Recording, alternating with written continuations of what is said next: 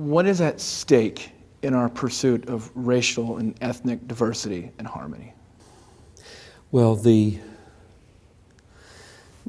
lots of things are at stake. Mm-hmm. So let's start at the top, maybe. God created the world diverse. Or let's just say, since there was only one man and one woman at the beginning, He providentially ordained that there be races, ethnicities, both racially and culturally. He ordained that. And He ordained it for a reason, same reason He did everything else, namely to display His glory. That glory is displayed most when those cultures come to a harmonious praise of God. An analogy. It is beautiful when a choir sings unison. Mm-hmm. That's beautiful. Mm-hmm. When it also sings parts, bass, soprano, alto, whatever I left out. You see, that's different. It's not that the first was bad. It's that that's beautiful. So when there's a culture, it's that that's beautiful. When that culture meets this culture, or that race meets this race, and they can love each other, and they can, the choreography of their lives can flow with peace and respect. That's beautiful also in a new and different way. And grace, God's grace, enables that to happen. So the reflection of the diversity is the glory, and the grace of God humbling us to mutually respect each other and find beauty in each other is another demonstration of God's activity in that. So right there at the top. But now just beneath that is the glory of God in the cross. And that's maybe the most important thing to say, is that what's at stake here, the way I like to say it, I said this at a Moody Pastors Conference years ago, and it got such a reverberation from the African American community. Dwight Perry told me this, that I've gone back to it again and again. I preached and said, this is not a social issue. This is a blood issue. And that little phrase just took people.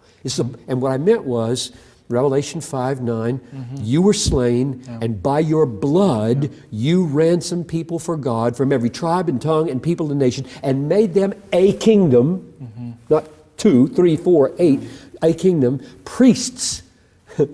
This black brother's a priest, and this brown brother's a priest, and this red brother's a priest. I mean, this is a multicolored one priesthood here, and Jesus died to make that happen.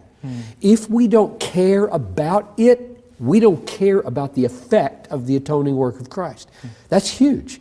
I mean, when you let Revelation 5:9 or Ephesians 2:14 following, when you let that settle in on you, the glory of God in the redemption of men becomes at stake. It's at stake here. We don't honor the cross when we don't care about pursuing what the cross happened to pursue. So why do so many people think then that the ideal should be that we should aim for color blindness rather than to celebrate diversity?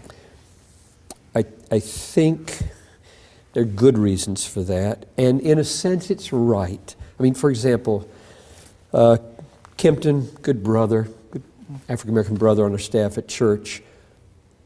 I don't want to think about Kempton's race. I mean, he's my friend. I don't think about it much, frankly. And that's what people mean. That's what people mean. However, here's the problem. He wouldn't be there if I didn't think about race. Given the inertia and the cultural uniformitarianism of life, without some measure of intentionality, we just don't move toward people different from us. Right. And so once, I think the beauty in what they're saying, I want to be colorblind, means you don't want your relationships to be always cruising around this issue. Right. Me too, I'm sick of it sometimes, right? Yeah. But so you make your effort, and there's kind of a rhythm of life. You make an effort, and then when something happens, you hope you can just relax. You're my friend, you're a person, you have all these personal traits. They have nothing to do with your racial ethnicity, and yet, I'm going to go back and reel that one in, I'm going to say, yeah, they do. You don't have to think about them, but they do.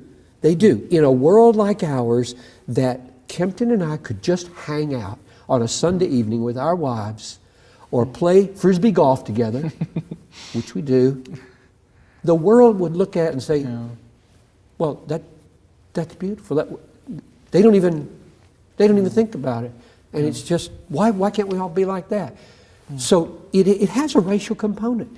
I think most minorities, white people don't think this way, or majority of people, most minorities would say, well, yeah, you'd like to talk about us all being colorblind, but we live with a reality that we are a minority.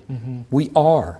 Everywhere we go, we know we're being looked at a little differently just because the numbers are down. Something you experienced when you were in Germany.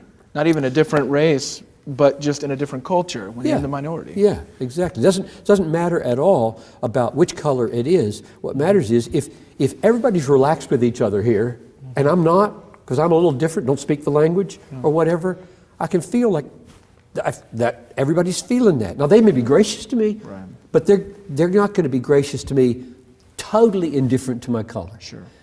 Grace has to be the bottom line here. Grace overrides whatever inclinations. And it's frankly, Collin, it's absolutely naive for any racial person at all to think they have no stereotypes that govern their perceptions. Some of them positive, like I think all Asians are bright with math.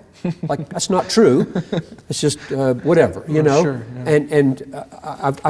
I think all Germans wash their steps every morning. Sauberkeit, you know. So I've got these stereotypes in my brain. I got hundreds of them. Hundreds of them. I got one of you probably, like the way you laugh or whatever. It's just, South Dakotans or something. I don't. But that governs me. Now, that can be okay if all those stereotypes happen to be positive. Sure. As soon as they're just a little bit negative, grace has got to move in and guard me and govern me so I don't say things to you that are hurtful or demeaning. Right. Yeah. I just don't think that goal of we should all be colorblind. I know what they mean. I hope they've heard me say yes to it in a certain context of relax. Don't even think about my race. Can we just be friends? And then all that other stuff. Yeah. Okay. Good. Thank you.